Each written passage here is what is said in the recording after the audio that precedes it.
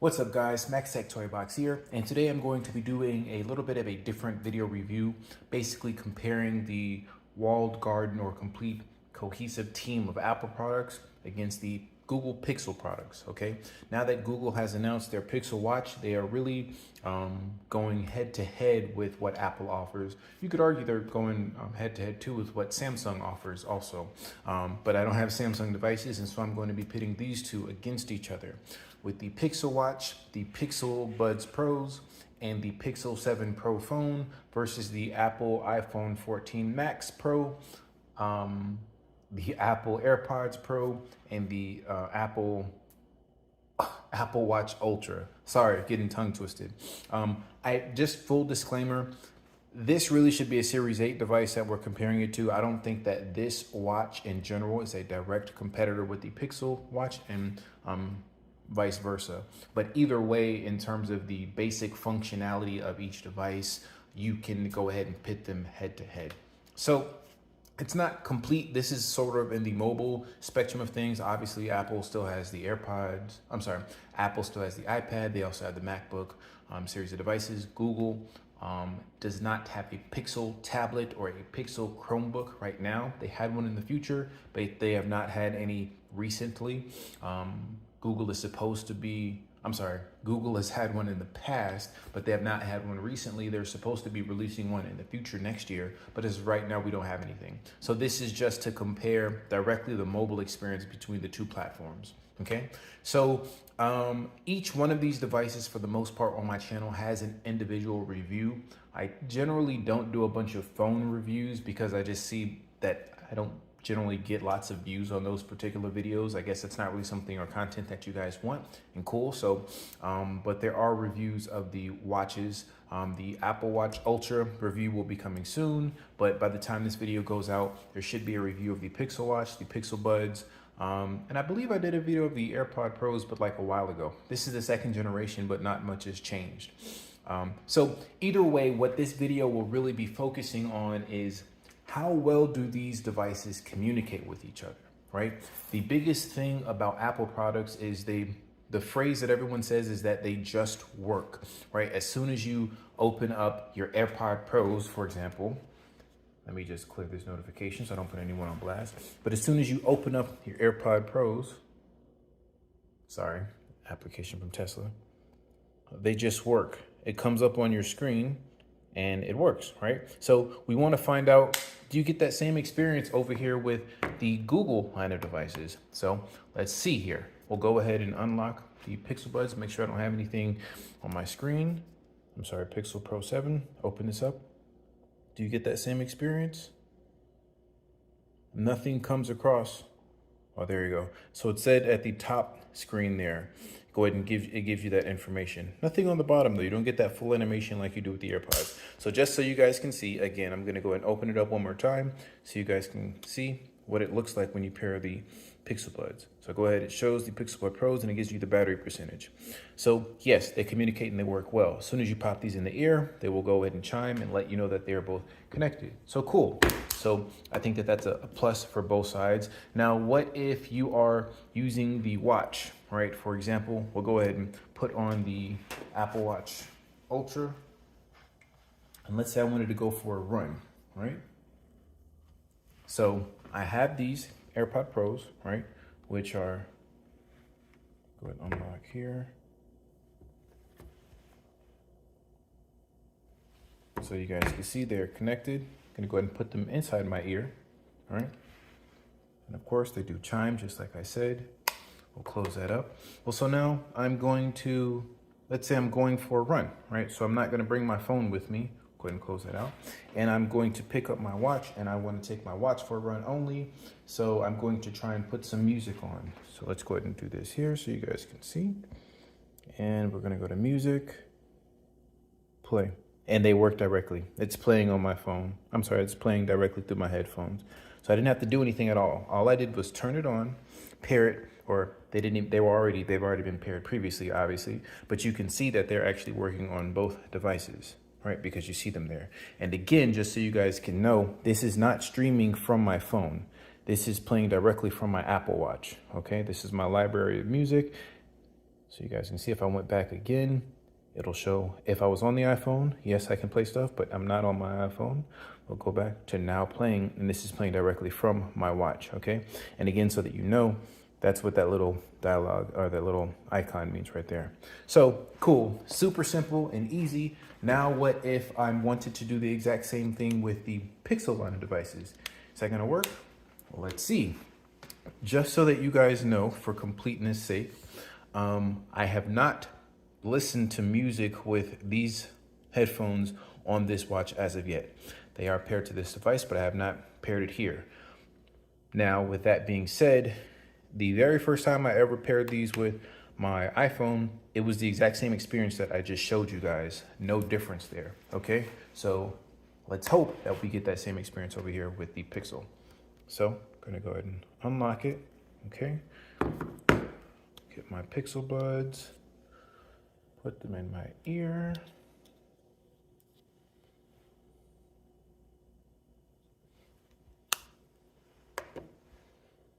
Now that time nothing popped up to show me that anything was playing. Okay, but there we go, they say connected. All right, so let's go ahead and strap the watch on and see what happens when I try to play music. Same exact thing, I'm gonna take these out for a run, and I just want to be able to play music directly from my watch. Sorry about that. I had just downloaded an update with the Pixel Watch, and so because of that, it took a little bit longer to open up. So I went over here and opened up YouTube Music. I haven't done anything else. I'm just gonna go right here, just click on this album, and let's hit play. Let's see what happens. Pair new device. So even though my Pixel Buds have been paired to the phone, I have to pair them separately to the watch.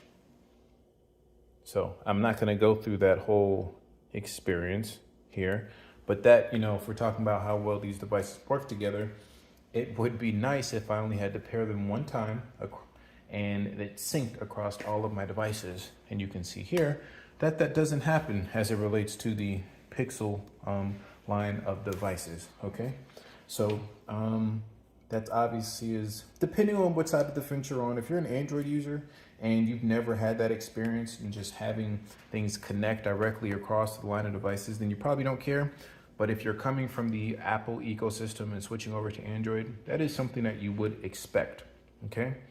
Now let's just talk about overall how the experience is when using the watch with the phone, and like I said, vice versa with everything all together. So I will say that just even based off of that one experience, things tend to work a lot better on the Apple side of things. One thing that I can give for an example is also talking about software integration, right? So I didn't show you guys this because, you know, like as I paused that video, like I said, my Pixel Watch, I'm getting tongue tied because I'm saying so many different names. My Pixel Watch had just updated. I went ahead and I was launching YouTube Music. Well, there was some stuttering with the YouTube Music app. It wasn't completely showing it wasn't completely showing everything that was there. Like I sort of had to force close the app for it to pull back up. That's just not something that you get much of with the Apple line of devices. And this is also talking about the walled garden that is software, because the experience that you get on the Apple Watch line of devices is you get Apple Music, okay? And you don't get that. I'm like 9 times out of 10, if I open up my watch and I open especially an application that is made by Apple, it almost always works. YouTube Music is an application that is made by Google, and it's one of the native apps to the platform, and I still had some stuttering and some hiccups with it. So that's not really something that you should be having issues with, it seems to me, okay? So software integration with these is also very pivotal outside of just the hardware. And I do think that that was part of the reason why Google delayed the launch of the Pixel watch from last year, is because there really wasn't a way for, and so let's do that from the Pixel Watch. Hey Google, who won the Golden State Warriors game the other day? The Warriors lost 128-123 yesterday against the Nuggets. So as you guys see, it didn't even pop up on the Pixel Watch that time. Hey Google. I'm not sure why. because I do have it set to hear the launch phrase.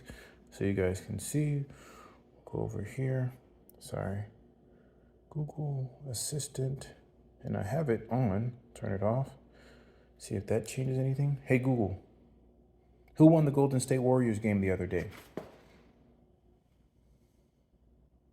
Yesterday, the Warriors played the Nuggets. The final score was 128 to 123 Nuggets. Okay. And so you guys see what tends to happen with Google products is if it notices, I don't know how exactly, but I think it's based off of distance with your voice. Whichever device you are on that you're closer to speaking with, it will automatically pick up from there. Okay.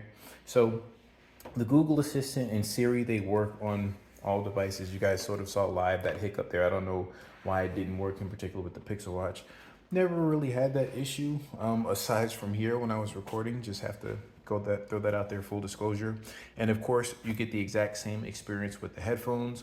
Usually they will speak directly into your ear, whatever it is you're looking for. And of course, it offers the phone as a screen to display any additional information. Okay. So moving on to another software component, right? Most of the time, if you're going to be using any of these devices, you're likely going to be working out or you're fairly active, okay?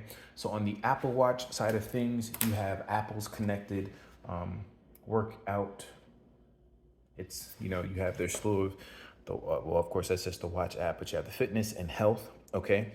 And I really do think that Apple, that's, well, sure. I really do think that Apple sort of hit this out of the park in terms of everything that they show you, the information that they give you. It gives you trends. It really just gives you a whole bunch of information from the information that you input into the device. And it allows you to see it all, and there's no paywall behind it, and it gives you information, right? Even to help you improve some of these things, which is awesome. I really do like that. Just a whole bunch of data in front of you. And if you're somebody who is for data, this will help you. And the beautiful thing is, if you don't want to look at this information, you don't have to look at this information, but it's there for you, okay? And so that's the fitness application. Also with this, you can, of course, get awards, as you see here. You can also compete against other family members or friends. There's also the Fitness Plus app. This is locked behind a paywall. I believe that I get 3 months free because I have the I have the Apple Watch Ultra. And that is sort of supposed to give you different workout videos and different things like meditation, HIIT, yoga, cores. You guys see they don't have anything for running, and I think that's specifically because you have the Nike running app, and I guess they would be competing directly with their partner, so that's probably why they don't have that. But with the newest Series 8 or Watch OS, I forget which Watch OS we're on right now. I think it is probably like 8 or 9. You do have the ability to create running workouts, which is awesome, and that's something that I've been waiting for Apple to do for the longest because I've had to do multiple workarounds in order to get my running workouts on there. And a running workout, what I mean is if you wanted to do interval training with a watch, you basically before had to sort of do it manually by tapping on the screen, but now you can actually set a workout so that you can just do that. So let me just show you guys really quickly so you know exactly what I'm talking about.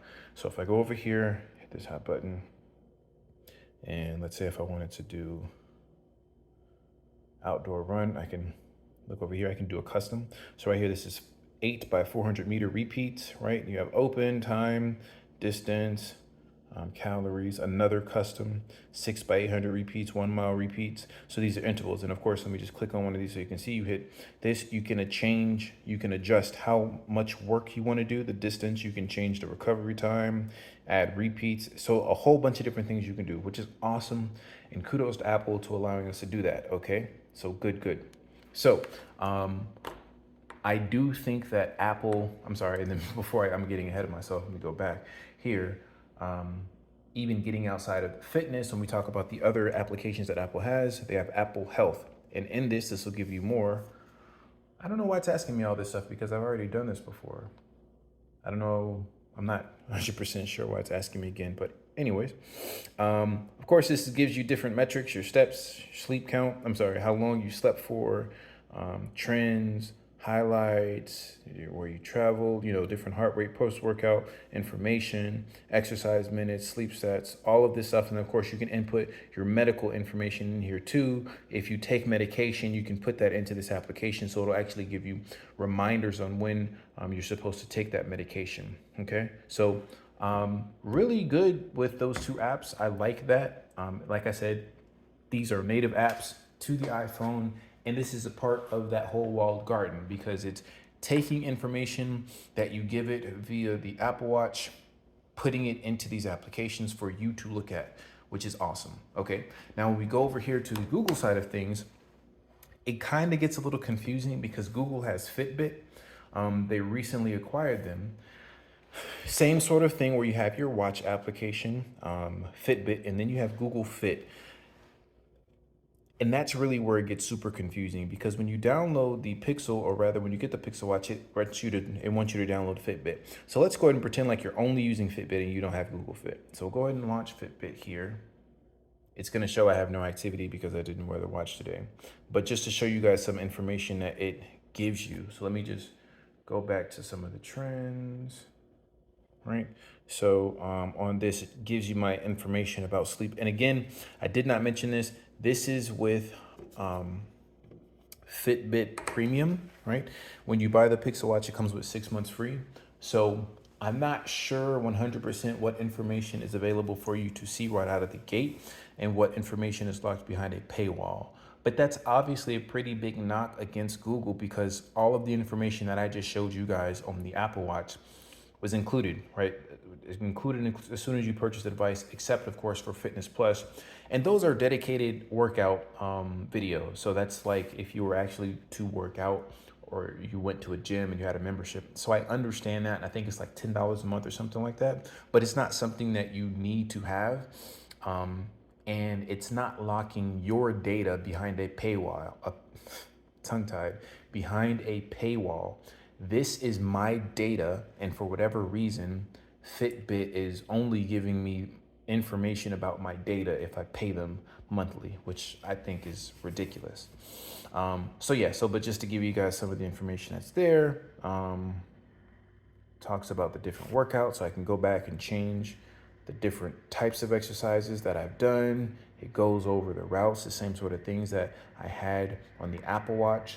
Something that this doesn't give me is it doesn't give me my VO2 max, which is something that you do get on the Apple Watch. Now, whether or not the VO2 max on the Apple Watch is super accurate is up for debate because I've seen different numbers measured on my Garmin Connect. Like at one point, I think it was like a 52 on my Garmin app, but Apple said I was still like a 45. So, but either way, that data is there. Something that I do like about the Fitbit is it gives you zone minutes, right? So, and with the new Apple Watch, that is something that they've done as well with the new operating system. But directly from the watch itself, when you launch a workout, it does give you those zone minutes. And you guys can check out the full review for more on that. So these are all the metrics and information that it gives you in terms of exercise. We go over here to the sleep score. Again, it'll just give you more information about how you've been sleeping and also give you a sleep score. This is one thing that I do wish that Apple allowed for is this sleep score, because it sort of gives you a number to let you know what you can do to improve your sleep. You don't get that with the Apple Watch. It just gives you the information and it doesn't tell you how to improve your sleep. So it would be nice if Apple did that, but it is what it is.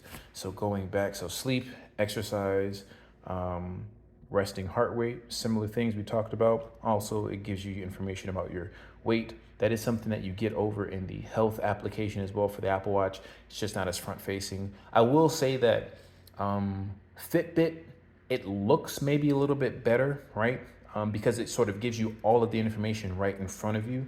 With the Apple Watch or the health application, you sort of have to dig around a little bit to find everything, but it is there. Fitbit probably looks a little bit more, I don't want to say kiddie, because there's just more colors, and Apple Watch just looks maybe a little bit more adult, I don't want to maybe refined or older. It's not as poppy, right? It's sort of your personal preference. I mean, that's really neither here nor there. As long as the information is given to you, I think that that's fine. But, I think that the way that it is presented in Fitbit might be a little bit easier to digest than the way that it is presented on the Apple Health application. But, that's just my personal opinion. But like I said, it is all there. Let me see. Because here on the Apple Watch, so I was in my summary, but if you go down over to browse, it gives you more information about activity, body measurements, hearing, heart, all of this other stuff, nutrition. Cool. And another thing that both of these do is they do integrate with third-party applications, which is great for nutrition tracking, such as MyFitnessPal. But cool. So again, talking about the native applications on the Apple device as it pertains to Apple Health, and then for Fitbit, I think that they both do a really good job. Where it gets confusing with the Google Pixel line of devices is where Google Fit comes into play. For the sake of this video, because this video is already getting pretty long, I'm not really going to go into Google Fit because I really don't know what the future of Google Fit is. Since Google acquired Fitbit, I think that they're probably going to nix Google Fit. Although I do think that Google Fit it's actually pretty robust in everything that it offers, okay? And so speaking about that again, when we're talking about working out, so if I wanted to launch a workout on the Apple Watch, of course, this is the Ultra, so I do have a hot button where I can do it, sorry. But if I just go over here, go into applications, and I go down to workout, right? And that's it. It's simple. I just go to workout, I pick out my workout, we'll get out of the run here, go back again, I just click it, and I start it. So let's just do one. We'll just go to high intensity interval training. Cool. Okay. So it tracks it, gives you a bunch of information, heart rate zones, all that stuff. Cool. Not really going to go into, and of course you have your music controls there. This is the native workout application from Apple, right? So go ahead and just end that, whatever. Cool. Now on the Pixel Watch, if I wanted to launch a workout, we'll go over here. We have to unlock it as well. And let me see here. So we'll click this, go down to Fitbit exercise, and scroll down. We'll just work out. Hit start. Cool. And then so this sort of gives you the information where your zone at. If you're above the zone, below the zone, you can scroll to the right and you can select different things that maybe you find more important, like let's say calories burned. So now on the main screen, that's what it'll show me. Activity zone, same thing. If I wanted to just keep it on heart rate, it'll show me that. So, and then again, you can scroll over here. Oh, scroll from the bottom, sorry, to end it. I'm sorry, I think the camera might have been out of focus for some of that. Cool. So, and this is technically the native exercise application for the Pixel Watch. So it's not as cohesive. I would prefer if it just said, workout like it does with Apple Watch, only because since the naming convention with Fitbit exercise, if you had another Android device or Android Wear OS device, and you had your other applications moved over, it would get kind of confusing because it's like I said, it's kind of like they're pulling at you in terms of where you're supposed to be tracking your data, or rather tracking your workouts, okay? So no problems with the application itself, but if we're talking about how these things work together from a software standpoint, there is lack of continuity between them because it just it's not as seamless, unfortunately, as it is over here with the Apple Watch. Okay, moving on. So that is how, and of course, both of these have third-party applications that you can use. But again, we're just talking about first-party applications. And then another thing in terms of the first-party applications over here on the Google side of things, there was no way you guys saw that you could control music, right? That seems like it should be something that is pretty in your face, right? Most of the time when people are working out, if they have headphones, especially if they have headphones connected, you would want to be able to control your music directly from the application itself. You don't get that from the Pixel Watch. And I do think that that is partly because the Fitbit team is not speaking with the YouTube Music team, right? Again, this is all about just trying to keep people within the ecosystem and within that platform. On the Apple side of things, when they made that workout application, they spoke with I won't even just say that they spoke with Apple Music, but if I had another, well, there's really no other way to listen to music on this without your phone present. The only application you can use is Apple Music. But if I only had my watch and I was working out, the only application I can use is Apple Music. If I had my phone near me, then I could use a third party application like YouTube Music or whatever the case may be. And then at that point, this would be my media player where I can just change the songs, okay? Which is fine, but you don't even have any of those options over there on the Pixel Watch. Okay, so and again, I think that that's just lack of cohesiveness and people not speaking to each other when developing these products. Okay, so the main points that I went over today, because I know this video is getting long, so I'm going to cut it short and end it around here, are how these devices work well together. Right, pairing up the Apple AirPod Pros with the phone and how it's just a seamless integration with the watch. You don't get that over here with the Pixel line of devices. We also talked about some of the first party software that is here.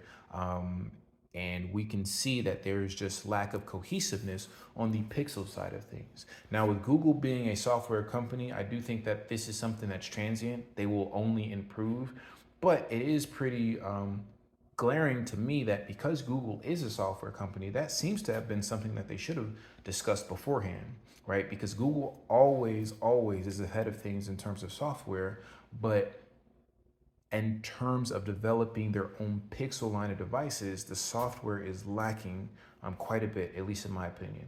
So I'm happy that Google now has their Pixel line of devices, and you guys can check out the full reviews for all of those.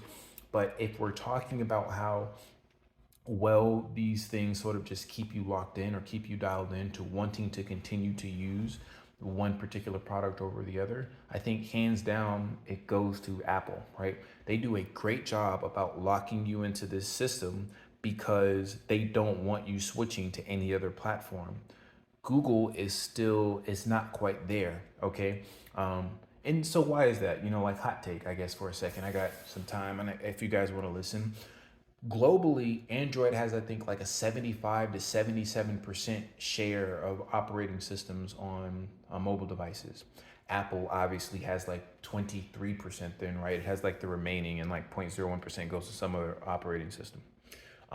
So Apple is doing everything that it can to make sure that that 23%, 22% stays at least, okay? It does not want to lose any market share to Google. Over here in the States, iPhones are ubiquitous, but again, we're talking about outside the United States and other places in the world. And in those places, you're just going to see more Android devices. So I think that Google is just not worried as much about keeping people within their platform because they have such a wide reaching global share. It's 3 times what Apple has. But in my opinion, at least here in the United States, if Google really wants to tap that premium market, which is really what the Pixel line of devices is supposed to be, they really need to work on that. Hardware wise, I think that these things go head to head. I think that all 3 of these are just beautiful devices, right? Personally, I like the look of the Pixel Watch better. I like the Pixel Buds better. The Google Pixel 7 Pro is probably the only one that I don't like as much, and that's mainly because of the rounded edges, right? And I don't really like the fingerprint scanner on the Pixel either. I would have wished that Google would have done a little bit more with Project Soleil, I think, which was like Google Pixel 4 or something like that, where they were competing with Face Unlock. Or I don't see why more manufacturers just don't put a fingerprint scanner in the power button, right? I think that's super convenient and it just works, but it seems like everybody wants to be innovative and do these in-screen fingerprint scanners.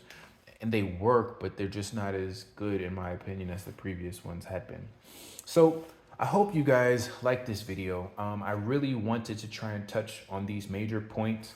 I know it was long-winded, pretty long video, but you know, I just wanted to compare these products between each other so you guys can see, because maybe you're an Android user and you don't know what it's like over there on the Apple side of things if you were to purchase all 3 of these devices. Or maybe you're an an iPhone user and you're thinking about switching to Android.